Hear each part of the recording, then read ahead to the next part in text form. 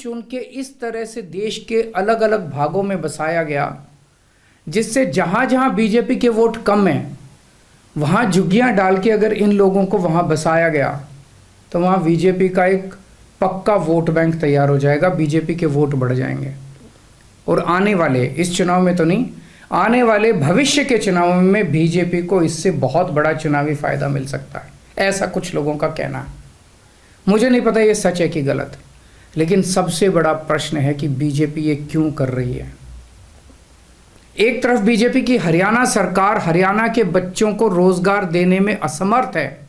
रोजगार के लिए हरियाणा सरकार अपने बच्चों को इजराइल भेज रही है।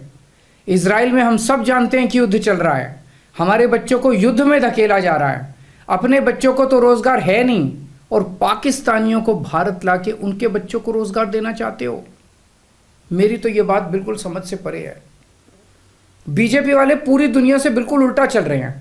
पूरी दुनिया में कोई भी देश अपने पड़ोसी देशों के गरीबों को अपने घर नहीं लाना चाहता।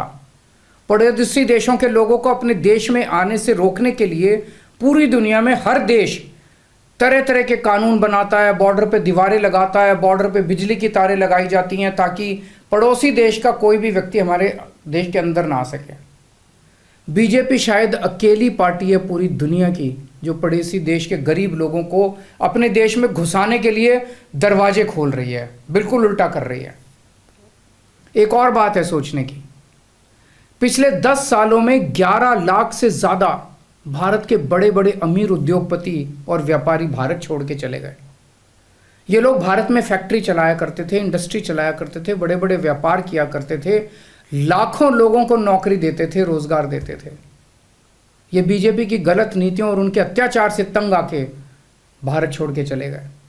अगर बीजेपी को लाना ही है तो इन लोगों को वापस भारत लेके आओ ना, जो भारत छोड़ के चले गए। ये भारत आएंगे, इनके पास पैसा है, भारत में इन्वेस्ट करेंगे, नई नई फैक्ट्रियां खोलेंगे, नए नए व्यापार खोलेंगे, अपने बच्चों को रोजगार मिलेगा।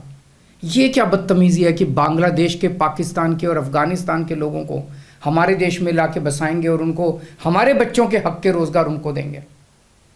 ये लोग कह रहे हैं कि 2014 के पहले आए हुए घुसपैठियों को इन नागरिकता दी जाएगी। ऐसा नहीं है, ये तो शुरुआत है।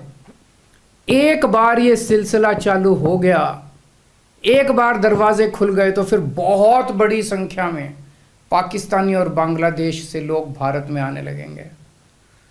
आज बीजेपी कह रही है 2014 के पहले आए हुए लोगों को ही नागरिकता दी जाएगी। देख लेना, अगले चुनाव में ये बीजेपी वाले इस तारीख को बढ़ा के 2024 कर देंगे कि 2024 के आए हुए पहले वाले लोगों को दी जाएगी और फिर इसे और आगे बढ़ा देंगे। मोटी मोटी बात यह है कि पाकिस्तानियों और बांग्लादेशियों के लिए भारी संख्या में भारत आने के लिए बीजेपी सरकार ने दरवाजे खोल दिए। ये देश के लिए बेहद खतरनाक है और इसका सबसे ज़्यादा खामियाजा उत्तर पूर्व नॉर्थ ईस्टर्न स्टेट्स भुगत रहे हैं, खासकर आसाम। आसाम के लोगों की भाषा और संस्कृति खतरे में पड़ चुकी है क्योंकि वहाँ पे बांग्लादेश से इतनी बड़ी संख्या के ऊपर इलीगल माइग्रेशन हुआ है। अब बीजेपी कह रही है कि इलीगल माइग्रेंट जो आए हैं उनको हम नागरिकता देंगे, उनको हम बसाएंगे, आसाम में बसाएंगे। आसाम के लोग बहुत नाराज़ हैं। एक तरह से देखा जाए तो हेमंत बिश्व शर्मा जो बीजेपी के मुख्यमंत्री हैं, उन्होंने धोखा दिया अपने लोगों को। अपने असम के लोगों की खातिर उन्हें सीए का विरोध करना चाहिए था।